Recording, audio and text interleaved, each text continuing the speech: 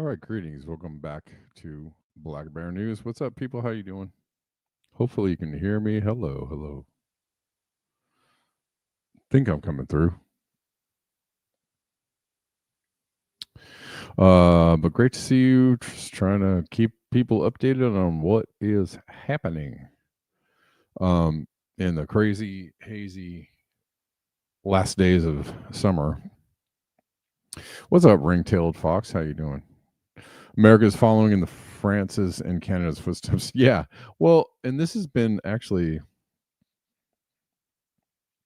a long standing agenda through, and this isn't just Trump, this is through Hillary Clinton was proposing this, Biden was proposing this.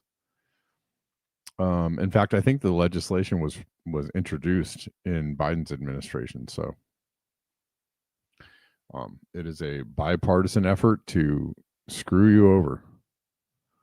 The Democrats are not your friends. Let me reiterate, neither are the Republicans. Beware the scare. What's up, people? Extra Bola, Gregory, Victory, Malcolm, what's up? All right, good to see you all. That's right, Scott Andrews. What is happening is not good. We already raised it from 65 to, yes, right, 65 to 67. So what do they want to raise it to? 70? Well, we'll read about it. Actually, I have the news article. Wow.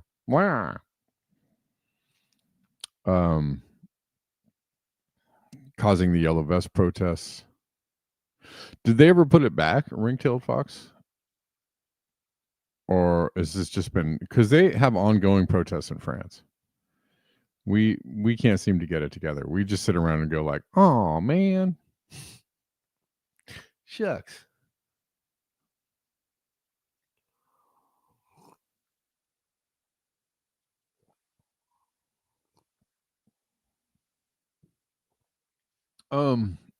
Well,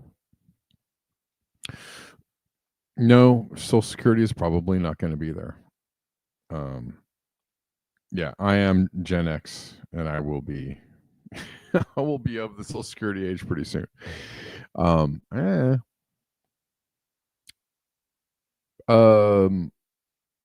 I'm hoping that it's there. I want it to be there. I want it to, all the signs. The signs are not looking good. And I do not mean to be a bearer of bad tidings or to be a scaremongering or whatever you want to call it. I don't want to be getting people afraid. I do want people to understand the issues of what is happening.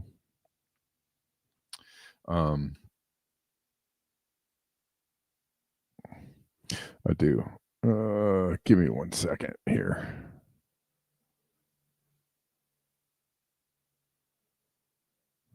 Give me 1 second.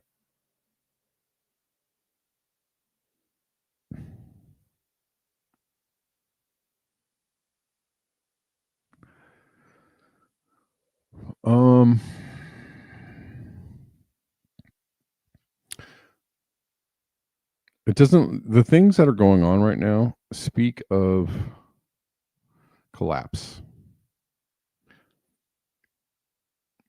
Black Near.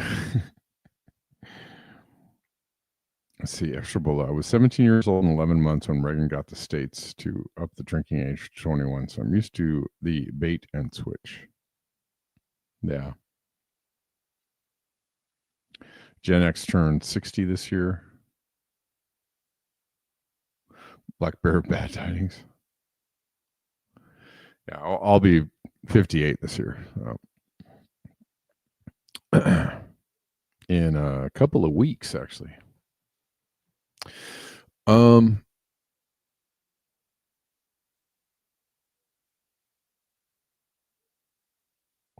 Ringtail Fox says, I'm a millennial. My retirement plan was to die at work, but I can't even find a job. Oh, I'm sorry, man.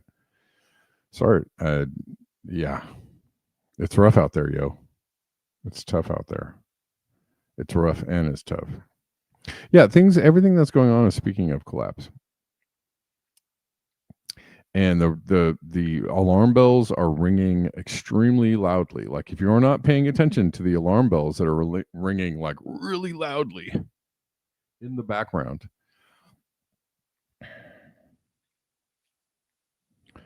I don't know. Please pay attention is all I can say. Again, I'm not really trying to scare people. I think that you should try and go forward and do the things you want to do in life and live with joy and try and have the things you want to have. I'm just saying the alarm bells are ringing very loudly in the background, and the way that the Trump administration is diving headfirst into a technocratic panopticon,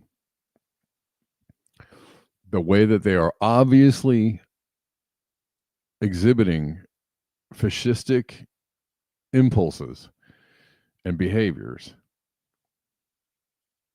the way that the net is closing in around people is about as obvious as it can get, which makes me it still trips me out.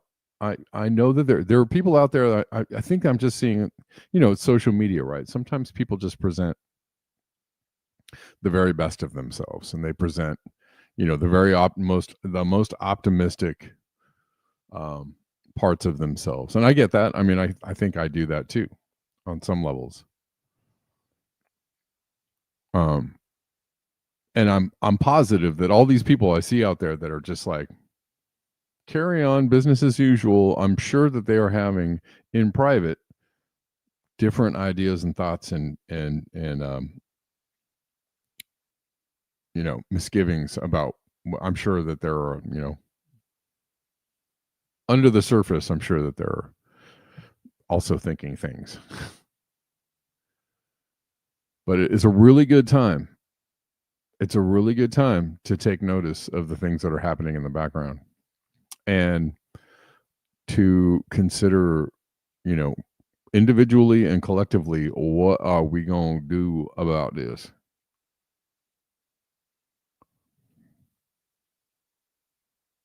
It's a really good time to start considering, what are we going to do? Because sitting around and going like, well, maybe in 4 years we can vote in Gavin Newsom and everything will be that time for that is over. And plus, if you are sitting around waiting for Gavin Newsom to be elected president, God help you. God help you, and God help your soul, and God help your children, because that is about the dumbest thing you could possibly be thinking right now.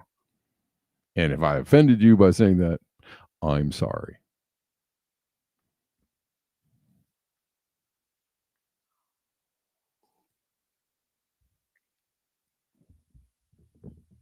Let's get into it.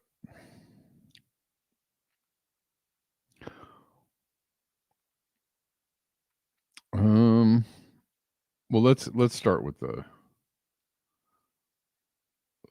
Social Security, which is utter bullshit, by the way. I mean, they're painting this as insolvency, and there's more boomers and less workers.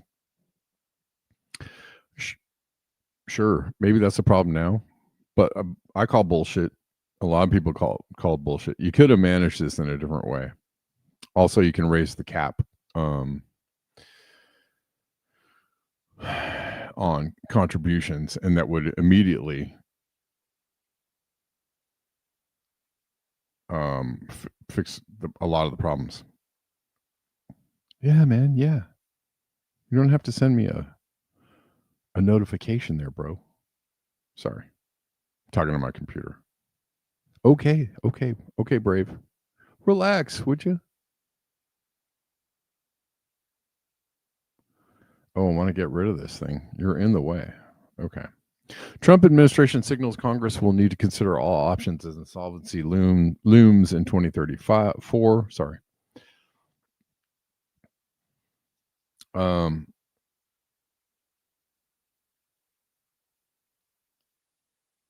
Facing warnings that Social Security could become insolvent by 2034, administration officials say the program's future depends on reforms from Congress, with all policy options expected to be debated. I think everything should be considered. Again, yeah, sure, there are structural issues, but a lot of this is management issues. A lot of this is management issues, and could have been averted had we not been doing short-term political maneuverings with this. I could go on and on about what we've been doing behind the scenes, but whatever.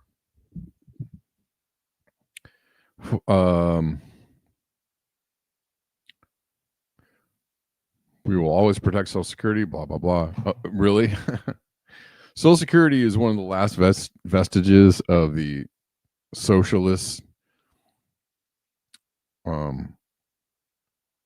urge from years ago, after the Great Depression, when people were begging, demanding, somebody do something. And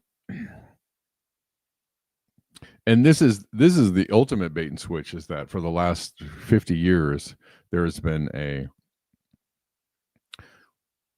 concerted, there's been a,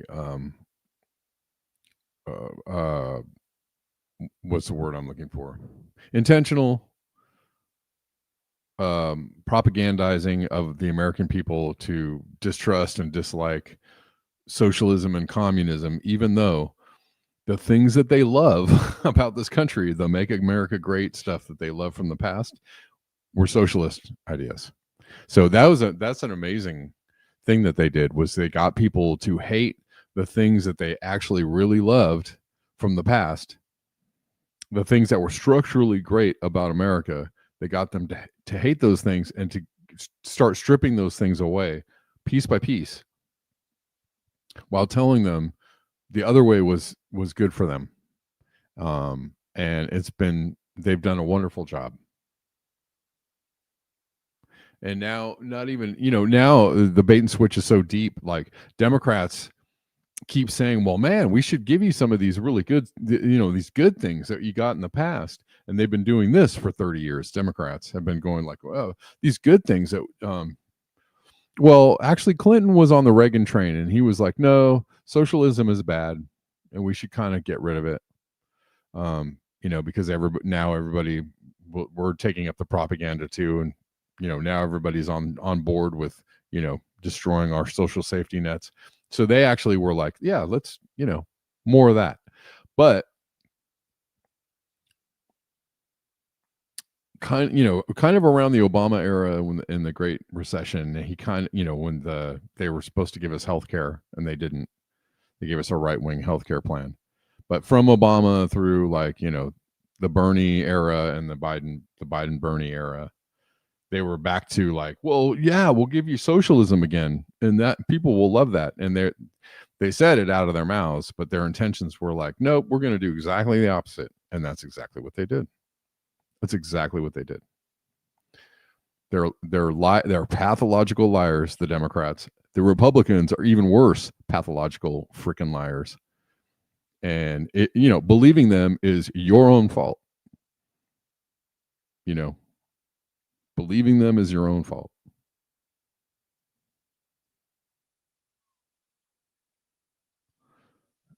Yep. Well, Wayne,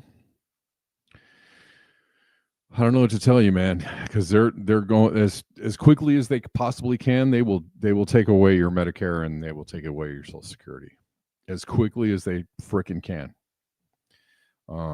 I wouldn't depend on it, but I hope that they don't. I hope that somehow we can save this shit. Somehow. Social Security's two main trust funds are projected to reach insolvency on a combined basis in the first quarter of 2034, in part because the ratio of workers to retirees, and they're bullshitting you when they say stuff like this. Over the time, ratio of workers to retirees has declined. Well, on top of that, I mean, there's less people in the workforce making decent money. See how that works? See, that's a structural piece of shit right there too, because they've decimated the working class, right? There's no more good paying union jobs. They keep taking those away. They keep batting those away. Those keep going down. Jobs in which people are making, lots of money to pay into the Social Security thing have largely gone away. Minimum wage federally has not increased. Right. So it's not that there's less workers. There's less workers, but that's not because of that there's right. It's not because there's less jobs, not less workers. Less jobs that are going to pay any money into this Social Security. And then there's also rules around Social Security that are actually helping to decimate Social Security. It's a shit show. Blah blah blah blah blah blah blah. Once the trust funds are tapped out, the program would face an automatic benefit cut by law to match incoming payroll tax receipts, unless Congress reforms the program. Oh, so we've got 9 years? Insolvency would leave beneficiaries facing an estimated 24% benefit cut on average. Social Security trustees estimated that Congress would need to raise payroll taxes by 3.6 percentage points, an increase of 12 to 16% on a permanent basis to close the program's 75-year funding shortfall.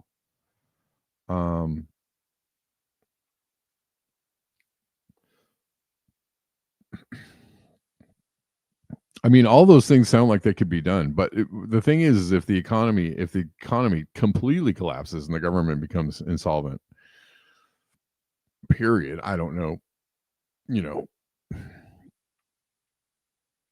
what happens to Social Security then? I don't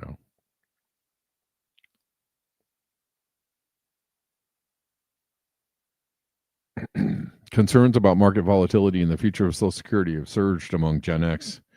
And more significantly, 70% of respondents say they worry about running out of money in retirement. They worry more about running out of money in retirement than they do about dying. There you go. Besides raising the retirement age, Bisinano said there's also talk about lifting the contribution cap.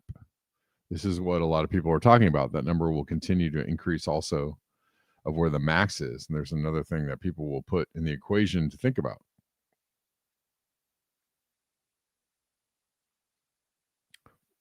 Hold on.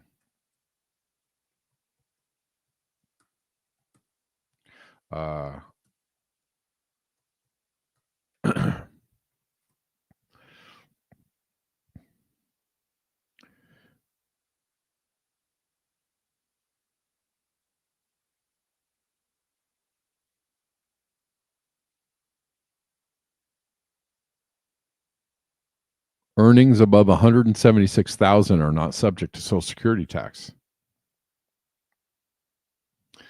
which is what they're talking about, the contribution cap. So that's all if they raise that cap, $176 in this day and age is, you're doing pretty good.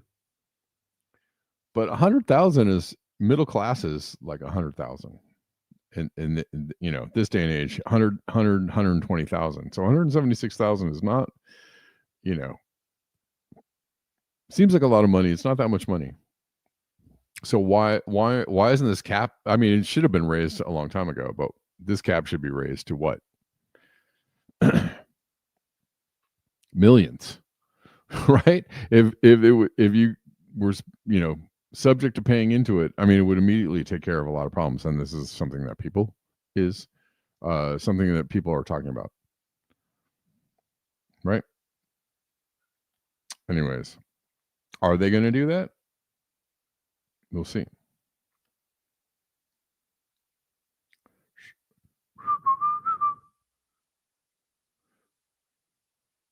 Sorry for the indiscriminate whistling there, guys. My apologies. Shnikes. Hold on one second. Hold on one second. Ribbidoo. All right, we're gonna move on in the interest of time.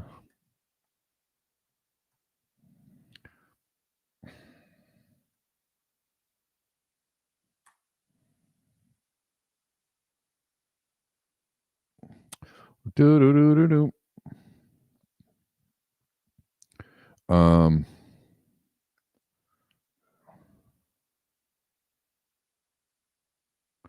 Do do do do do. I like to sing circus music when I'm reading the news, because that's basically what it is. It's a god dang circus. Riddy doo doo doo. Dooba dooba doo. Doo doo doo doo doo doo.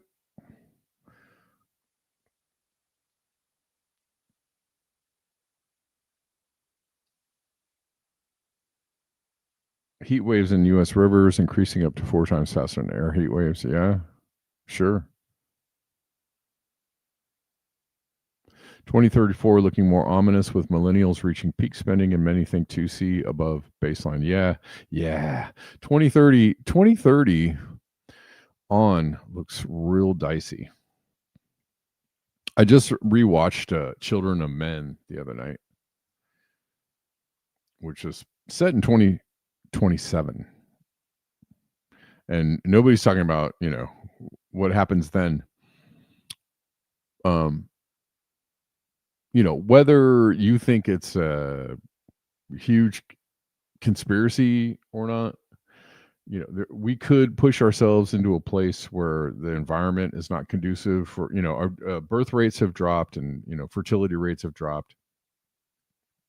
And we can blame that on, we could talk about, vaccines, or we could talk about the New World Order, or we could talk about that. We could also talk about the fact that we're just poisoning the environment and ourselves to the point where fertility is less likely. So think about that one.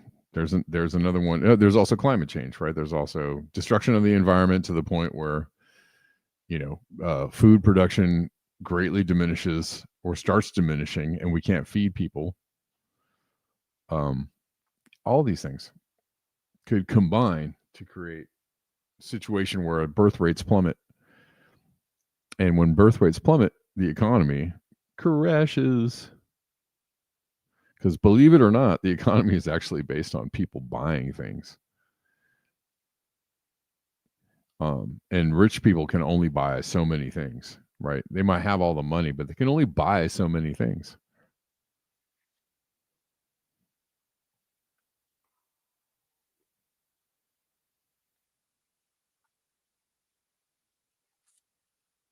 We'll talk about that one too. Hold on. Okay, let's look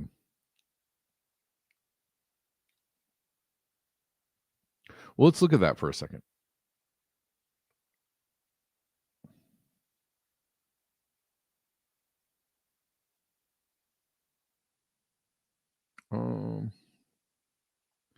Let's look at this real quick. Okay, I'm trying to speed it up, guys. The government does not care about your protests. You can flood the streets, chant for hours, hold signs until your arms ache, and they'll let you because it doesn't threaten them. What they do care about is money, your purchasing power, where you spend, what you spend on, and whether or not you keep feeding their system. That is the real pressure point. When you pull your money out of their pipelines, when you refuse to play their game of endless consumption, that hurts more than 1,000 bodies in the street. By the way, it actually helps the planet when you stop with the endless consumption. It actually helps, not decimate the environment too. When you pull your money out of the pipelines, when you refuse to play the game of endless consumption, that hurts more than 1,000 bodies in the street. Control has always been economic, and the most radical act you can take is to stop fueling the very machine you claim to oppose. I totally support that. I actually think both are necessary. But really, look what's happening with Target. The CEO was let go because sales have plummeted, and a lot of people attribute that to boycotts. So there you go, right? You know, if people stop buying the stuff, it puts the companies in a position of like, oh crap, what do we got to do? I mean, and you see it even with media companies, right? They're obviously straight state and corporate controlled entities, but if they're not making any right, they're completely beholden to these entities because they're not actually making any money. They become money losing propositions.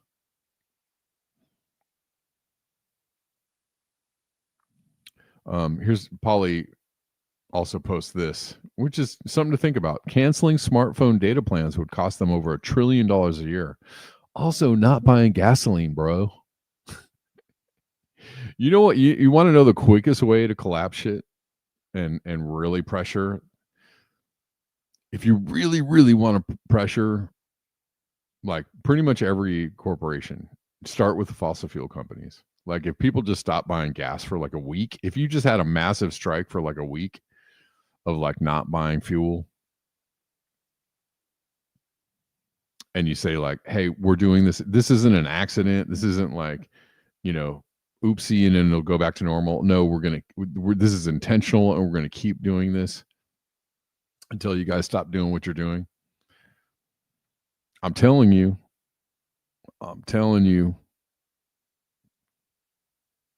they would really start paying attention. They'd be like, hey, okay, what are your list of demands, please? Kameshwari Kate says bodies in the street equals water bottle sales, restaurant sales, transit sales. Yeah, you're right. Hotel rooms. You are right. You are right. That's what I was saying years ago during the you're down, Wayne. Right on. Years ago during the uh um Dakota Access Pipeline. Remember the protests? And everybody was going there from around the country. And I was like, this is amazing. But I did point out, and people were really mad at me for pointing this out, because I pointed it out on like regular social media where everybody is offended by everything. So it's just like really hard, you know. If I say something on my regular pages, it's just like somebody's going to be upset.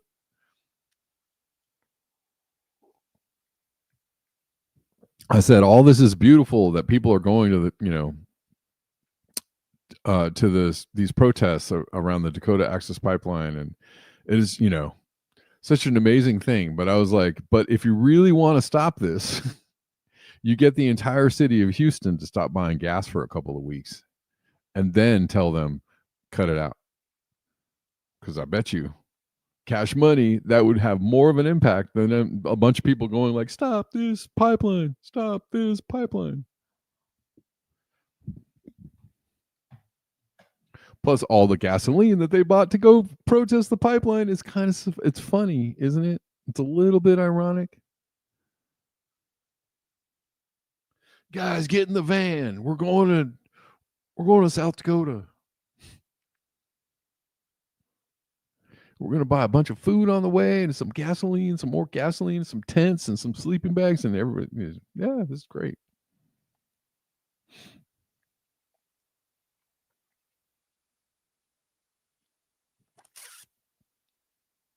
Anyways, canceling smartphone data plans would cost them $1 trillion a year, including the money they make analyzing and selling the data from them.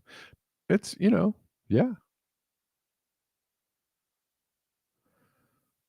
Everybody cancel the data plans and just run your phones on Wi-Fi, I guess. I don't know. Maybe. Not to mention disrupt their digital ID plans.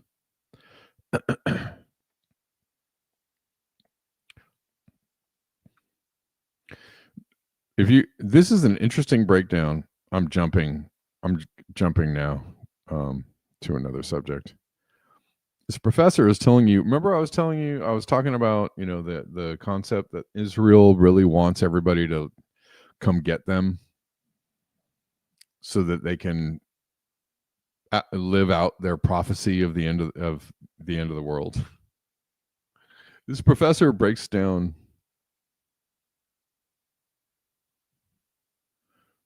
what's happening with that. Let's listen. Let's discuss some extremely controversial topics. And because this is going to go on YouTube, there are certain words I cannot say. So just to warn you, I will write down these words, but I will not say them, because if I do say them, then I will get censored on YouTube. Today, we're going to look at how evil triumphs. Why is the world so evil? And there's going to be a lot of extremely disturbing topics we're going to discuss. But you're mature, and it's important that we discuss these topics in order to understand how the world works. So let's just start. And we will do a lot of speculation and theorizing in this class. So do not take this as gospel. Do not believe this is the truth. The entire point of this class is to help you develop the theories and the ideas to better understand the world. These are tools. Okay, this is not truth. These are tools. All right. So the first question I have for you is, what is happening in Israel? Right now, as you know, Israel is besieging, bombarding Gaza. You might have seen the videos on social media. It is disturbing. It is terrible what is happening. The word that is happening, the word that we use for what is happening in Gaza is this word. You are not allowed to say this word on YouTube, but that is the intention. What I will argue, though, is that the truth is far more disturbing than this. What is really happening in Gaza is a ritual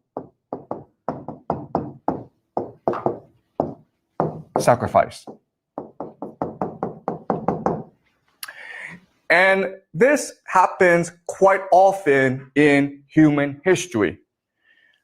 If you go back and you look at the real history of humanity, this happens quite often. This video. Some of the most famous examples are the Aztecs. We've dug up temples of the Aztecs, and inside the temples are thousands and thousands of human skulls. So before they went to war, they practiced human sacrifice. They would commit mass murder of their enemies in public. So the Aztecs were really famous for this.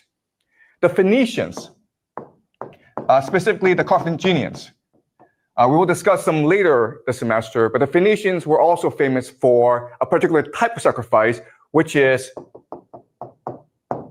child sacrifice.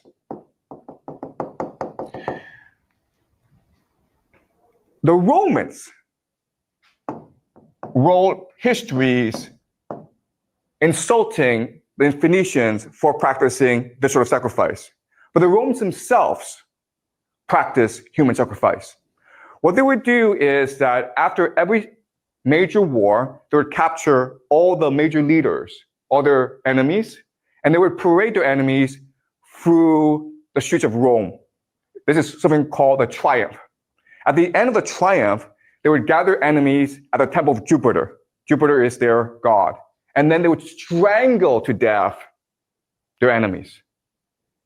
That's sacrifice. That's human sacrifice. They didn't call it that, okay? And they sort of disguised it, but we know for a fact that they did do this. So the question for us is, why is it that this happens? Why do the Aztecs do it? Why do the Phoenicians do it? Why do the Romans do it? And why is it today the Israelis do it in Gaza? And remember, okay, what the Israelis are doing is quite horrific because it is really this sort of sacrifice. Why? Because 47%, almost half of the population of Gaza is under 18 years old. So the majority of people who are getting killed are in fact children. What is most striking or blatant about what's happening in Gaza is that we can all see it for ourselves. And it's almost as though the Israelis want us to see it and want us to hate them. Right? You can see all over the world, popular opinion is turning against Israel. You have these popular protests all around the world protesting what is happening in Palestine. If they really want to do this, right, there are actually much more effective ways of doing this. For example, you could just poison their water, or you could poison the air so that everyone in Gaza gets a fast cancer, right? We have the technology to do this. So Israel could do it this secretly and no one would talk about it. And in 20 years' time, 30 years' time, the population of Gaza would all be gone. It would be a very secret, right? Instead, they choose to do this in front of the world. And my argument to you is that this is intentional. They want the world to hate them. Because by doing this, they create the ultimate taboo, right? We find this disgusting and contemptuous, so the entire world will unite against Israel. But guess what? That's what their religion wants. In the extreme form of Jewish eschatology or their religion, they believe that at the end of the world, Israel will fight the entire world and God will help Israel triumph in the end. So what's really happening in Gaza is that there are extremists within the Israel government who want to accelerate the process of the end of the world where Israel will face the world. And if you think about it, the entire idea of this ritual sacrifice is to unite the Israeli population. And what's extremely disturbing and horrifying about it is that this works. It's why? effective. Well, let's use an analogy. Okay, the analogy is this: in Chinese history, the most popular military stratagem is to fight with a river behind your back. You guys have heard of this strategy, right? Where an army is losing. Okay, it's being scattered by the enemy. So what the general does is forces the army to retreat to a river. And now with the river blocking your escape, you have a choice. You can either drown in the river or you can fight to the death. And most soldiers will choose to fight to the death. And so at this point, the soldiers are unified, they're galvanized, they're energized, and then they find a surge of energy to go and destroy their enemy. Okay, this is the most popular military stratagem in ancient Chinese history. And guess what? It's the same as Israel doing this right now in Gaza. It's the same logic. Yes, you have a question? So what is the river for the Israel? That's a good question. What's the river right here, right? The river is a taboo, right? What's the worst thing you can do in modern society? Killing children, right? There's no exit for Israel. You either go all the way or the world comes and destroys you anyway. And in fact, what's really interesting is they've made everybody and all the soldiers an accomplice to these war crimes. Right? Oh yeah, Bill G. I agree. Yeah, absolutely. It's all of it is a blueprint for what they're going to try and do right here, or what they're already trying to do right here. All right, I'm going to not play any more of that because it has already been very long. We're going to move to Stephen Miller and his Goebbels style speech. First of all, man, they have this huge Charlie Kirk memorial. Listen, whatever this is so wild. Okay, I'm going to say this, but we're talking about a fucking podcaster. We're talking about a fucking podcaster. Charlie Kirk, whatever you think about him, maybe he's your hero, or maybe he is a fucking podcaster. He is like, who is he? He's a dude, like, when he was shot, I was like, I know who he is, but I never watch his stuff. Like, I don't care, and I'm not like, and I'm, if he was really killed, I'm sad that he was really killed. I don't even, the whole show, the whole thing about it, I don't believe, but like,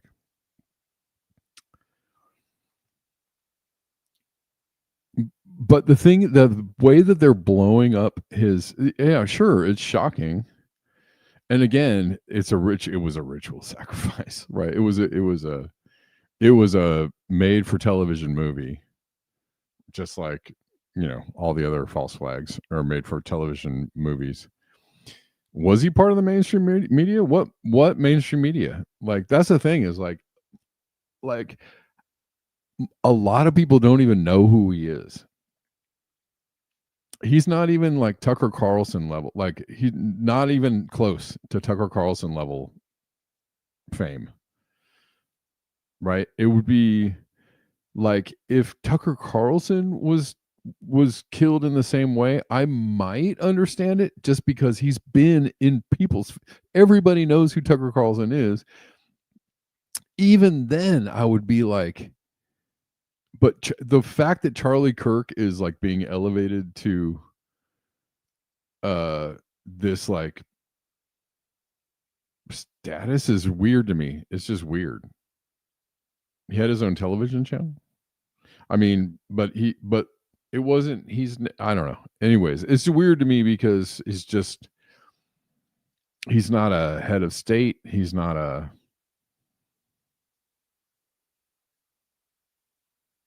this is not like, he wasn't even like he's not even like a MLK Malcolm X level person. Like, not at all. Sorry.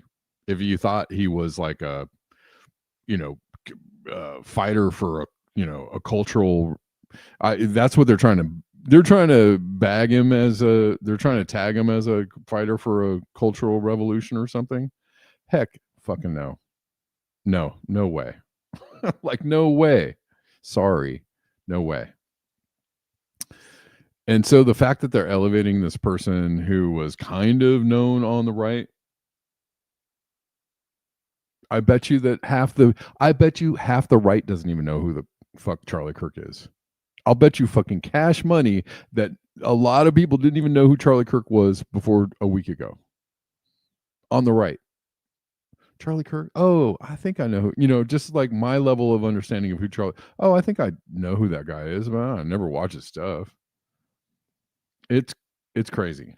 It's freaking crazy. Anyways, because they're using him as a martyr, and this is all like psyops, like psyop times 10 type stuff going on right now. Pendulous Dragon, thank you for the super chat. Evil people that spread hate take the risk of hate coming back to them. I mean, this is what they are. And yes, can 16 more people hit the like button? That would be great. This is what they're so upset about, is that people are saying like he deserved it or he should have been. I don't, I don't, for one thing, I think that, I am a free speech person. Absolutely. Even speech that people don't like is protected. Right. So, I've watched several videos of Charlie Kirk's since he was assassinated, or whatever you want to call it. Whatever you want to call that thing that happened. And I've seen various clips of him saying things that sound totally sane and like, oh sure, I support that. And I've seen him say other things that I'm like, I don't know, that's kind of walking the line on being pretty problematic. Like pretty like dog whistly, hate speechy or whatever, if you want to. I don't believe necessarily that. Anyways, I'm just saying he's not even, he is absolutely not an MLK Malcolm X type figure. Sorry. But neither was George Floyd either. George Floyd was a symbol of, like, if you want to call it a symbol of like state state-sponsored racism, or if you want to call George Floyd a symbol of, whatever, extrajudicial killing by police, sure. But George Floyd was not MLK or Malcolm X. But, at one time, a few years ago, George Floyd was built up into this, like a hero. It was like, he was a martyr for the left. He was a martyr just in the same way that Charlie Kirk is a martyr for the right.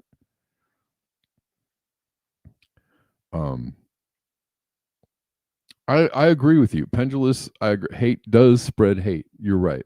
But the thing is I don't know. We can talk about like what, it's like who decides what is hateful and what is not. And it gets murky. I don't like, I'm just clarifying this right now. I never watched Charlie Kirk. I'm not a fan of Charlie Kirk. I don't know much about his message. I saw what his message used to be, and I was like, no, it's not for me. It's very right-wingy. It's very, whatever you want to call that, kind of skirting the line between, he was kind of using the idea of like free speech as a way to like push in more right-wing type ideas. It's whatever. You have a trans son, so his hatred towards trans people hit me hard. I feel that. Absolutely. Sure. You're going to feel, if somebody says, I don't like these people, I don't like what, what these people stand for, or I don't like what they're doing, or I think that they're, mentally ill, or I don't think, I get it.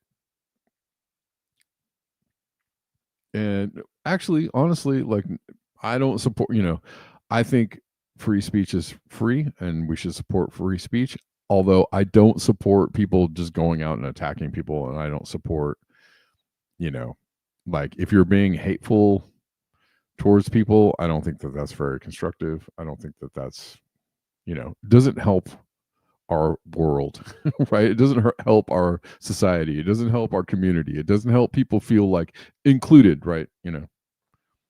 Hey, you are a person too, with feelings and emotions and cares and needs and wants, and like we should all be concerned with each other's wants and needs and fears and cares, right? Like I hey, I'm a fan of that.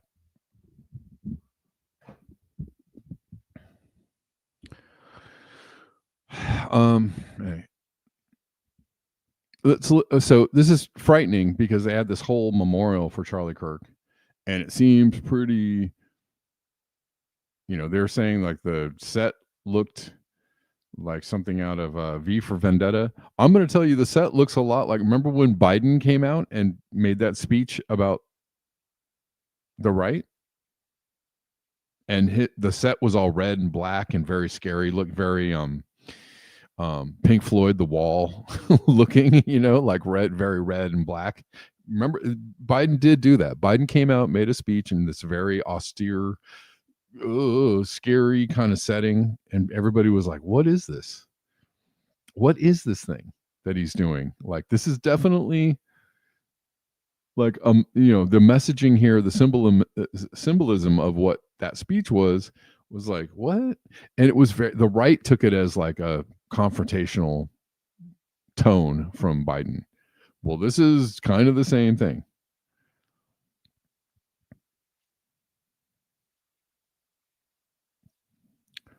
So Stephen Miller's speech at Charlie Kirk's memorial was essentially plagiarized. See if you can spot the similarities. The Storm is Coming by Joseph Goebbels, 1932. So our dead comrade, Orst the Vessel, wrote, and we are fulfilling his prophecy. The others may lie, slander, and pour their scorn on us. Their political days are numbered. They promised you, workers, citizens, and creative Germans, a Reich of freedom and beauty and dignity. People, rise up and storm, break loose. You are the witness, the builders, the will bearers of our idea and our worldview. Well, we, the people, have awakened. We have risen against oppression. 15 million people have joined in an army of revenge. You, men, women, and comrades, are the bearers, witnesses, builders, and finishers of this unique people's uprisings. We have served the truth the only truth. For 12 years, they have insulted and outlawed and slandered and persecuted us. That was a speech, 1932, by Joseph Goebbels. Let's listen to Stephen Miller, who is cut. He is literally from central casting, from the Nazi like room, right? Like, there, get us the dude that looks like a freaking Nazi. Stephen Miller. They're like, oh, you know that dude that's like in every movie that plays a fucking evil German Nazi character? They're, oh, Stephen Miller? Yeah, that guy. Get that guy. He is straight up like,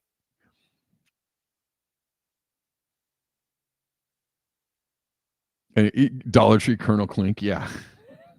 He is Colonel Klink. Exactly. The storm whispers to the warrior that you cannot withstand my strength. And the warrior whispers back, I am the storm. Erica is the storm. The warrior, right? They're you know, the language. Listen to the language. We are the storm. And our enemies cannot comprehend our strength, our determination, our resolve, our passion. Our lineage and our legacy hails back to Athens, to Rome, to Philadelphia, to Monticello. Our ancestors built the cities. They produced the art and architecture. They built the industry. Erica stands on the shoulders of thousands of years of warriors, of women who raised up families, raised up city, raised up industry, raised up civilization. I'm seeing this a lot lately and this is on the right, but also basically with like racists who, you know, just say like, they're basically arguing that like the white race is the builders of civilization and like the browns aren't responsible for any. It is so freaking like wrong, absolutely wrong and freaking racist. It's one of the most racist things I've been witnessing lately. But I see people echoing this shit, and I'm like, no, I don't think that's actually like. No, that's not. You know, that isn't correct. If you want to see, you know, like white people have been really good at wiping out other civilizations that have built, you know, wonderful things, right? You know, or had different ways of just had a different way of life. Maybe their society didn't look or mirror what, you know, ethnically white or European civilization looked like, but they were really good at wiping it out because it just didn't look like theirs. This is insane. This is an insane speech, by the way. Who pulled us out of the cave. It was on national TV, by the way. And the darkness into the light. The light will defeat the dark. We will prevail over the forces of wickedness and evil. What the? They cannot imagine what they have awakened. They cannot conceive Who's they? Of the army. Who's they? This is the problem. So here's the thing, like all jokes aside, the problem with this, again, from the beginning of the show, when I said that like the Trump administration is going full speed on putting that net out and trying to get people like locked into whatever is coming, like sooner than later, they're really going very fast. They are going very fast. This thing is part of that. The Kirk thing is part of that. The things that they're saying, this guy is in the Trump administration. The things that he's saying are absolutely should have you frightened. They are going to come after anybody that calls them a Nazi. They are going to come after anybody that's like, hey, what you guys are doing is unconstitutional. Yeah, you're the enemy too. You're the enemy too. You're the enemy too. You're the enemy too. Anybody who tries to fight back against, they're trying to lay the groundwork for rounding up anybody who speaks against this. It's freaking wild. That they have arisen in all of us. because we stand for what is good, what is virtuous, They what is stand for what is good. No, dude. No, dude. No, dude. Oh, I'm sorry. I lost it. Sorry. Do you hear that?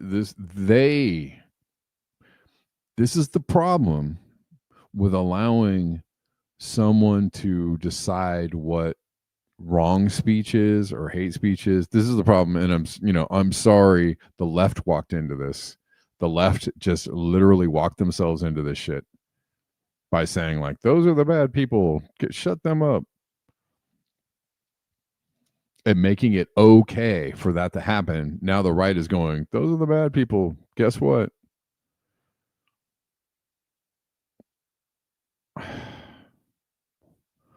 Sorry.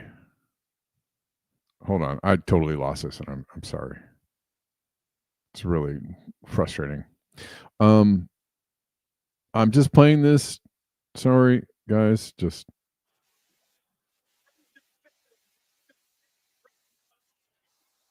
listen. This is the part. This is crazy. army that they have arisen in all of us. Who's they? Who's they and who's us? Right? Who's they and who's us? Oh, pay attention to this. Because we stand for what is good, what is virtuous. They are the good people. Who's they? The right? The MAGA? The Trump administration? What? Who are they talking? Who is he talking about? Define your terms. Is he talking about Israelis? Is he talking about Zionists? Is he talking? Who's he talking about? Who's they? Anybody owned by AIPAC? Anybody blackmailed by AIPAC? Who's he? Who's they? Who is they? Who's us? I want to know. I really want to know what he means by that. What is noble. And to those trying to incite violence against us, listen to this. Those trying to foment hatred against us, what do you have? You have nothing. You are nothing. You are wickedness. You are jealousy. You are envy. You are hatred. No, sucker. No, you got that wrong. You are the evil that walks. You are the evil that walks, and you have got it all the way backwards. So sorry, bro. Sorry, bro. You are nothing. You can build nothing. You can produce nothing. You can create nothing. We are the ones who build. We are the ones who create. We are the ones who lift up humanity. Really? By putting troops in the street? By bombing children in Gaza? You're uplifting humanity? Is that what you're doing? By spying on people? By threatening people? By, overriding laws, acting unconstitutionally, by just, by lying, subverting the American people?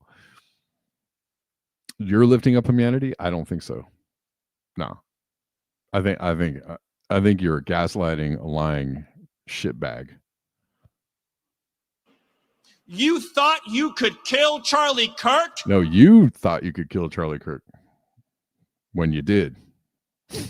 You have made him immortal. Oh, you have immortalized. Dude, you know what, man? I played this. I posted this thing the other day. It was a Twilight Zone episode. Somebody had clipped out, and it was about Hitler saying the party needs a martyr. And the guy's like, a martyr? Where do I find a martyr? He's like, you don't find a martyr, you create a martyr. This dude is just like, they have martyred Charlie Kirk. Whether he's actually dead or not, it could be debatable. There's so many theories. But this is absolutely just insane.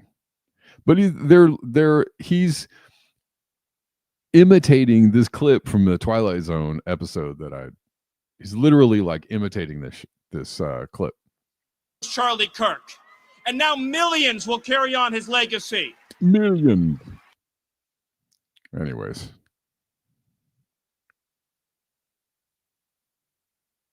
People who mouth for a living and burn books do not build societies, right? Correct. Correct. I dig the handle, Bean Croc. Yeah. That is just absolutely insane. All right, we're gonna go. I'm running over time. There's no way I'm gonna cover everything I wanted to cover today. So I'm gonna have to bring back everything for tomorrow. But I'm gonna play this one more clip from this Charlie Kirk thing, and it's Tucker Carlson. And Tucker does something. This is weird because you have to actually go, wow, he kind of underhandedly accused them of what they're doing on stage. And I'm like, is this part of the show? Did he mean to do this? Obviously he's there, he's in front of this huge audience, but that he's actually almost admitting to what he's kind of he's he's kind of speaking this truth that everybody that could actually stop people and go like stop people in their tracks to wonder about what it is that they're actually doing. Listen to this though. It's fairly wild. No, not this one. Hold on. Sorry. Last thing I'll play you today. He says, absolutely no way did Tucker Carlson just say this at Charlie Kirk's memorial. Every single person knows exactly what he means. So he's kind of doing this like, it's a little bit of a backhanded something here. So there's definitely something weird about what he's saying here. Okay. And it actually reminds me of my favorite story ever. So it's about 2,000 years ago in Jerusalem, and Jesus shows up and he starts talking about the people in power, and he starts doing the worst thing that you can do, which is telling the truth about people, and they hate it, and they just go bonkers. They hate it, and they become obsessed. Okay, remember the concept. There's a widely talked about idea that Charlie started speaking out about someone, and he was worried that if he started speaking out about someone that they might do something to him. Think about that. With making him stop. This guy's got to stop talking. We've got to shut this guy up. And I can just sort of picture the scene in a lamplit room with a bunch of guys sitting around eating hummus, thinking about what do we do about this guy telling the truth about us? We must make him stop talking. And there's always one guy with the bright idea, and I can just hear him say, I've got an idea. Why don't we just kill him? But you know who it was. You know who it was who killed him. Oh my God. That's so crazy. That'll fix the problem. What the hell? What the hell? And it actually reminds me of my favorite story. Okay, ever. that is bizarre. That is just absolutely bizarre.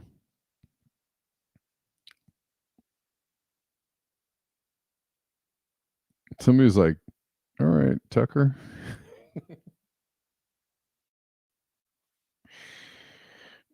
Substack on the Gray Zone. I will. I actually have something from Max Blumenthal that I wanted to show you, but I don't have time, guys. I gotta end the show. Unfortunately, it's already. I'm an hour and 15 minutes. It's a funny story, I guess. The laughing, I know, the laughing is so bizarre. Anyways, okay, that concludes this episode of Black Bear News. We're going to come back tomorrow and we'll resume the conversation. If you want to support the show, there's lots of ways to do it in the description box of whatever channel you're watching on. You know, all the regulars are there: Venmo, PayPal, Cash App, Zelle, Buy Me a Coffee, Ko-Fi, etc., etc., etc. Many of you all support the show already. You know who you are. I appreciate you. I don't know if I have anybody to thank today as of yet. Not yet. But thanks, guys. I'll be back tomorrow. at the regular time of 12 p.m. Pacific. And y'all just enjoy the rest of your day. No worries, y'all. No worries, Wayne. Get here whenever you can get here. A lot of people watch the show after it happens anyways. All right. Thanks, guys. Beware the bear.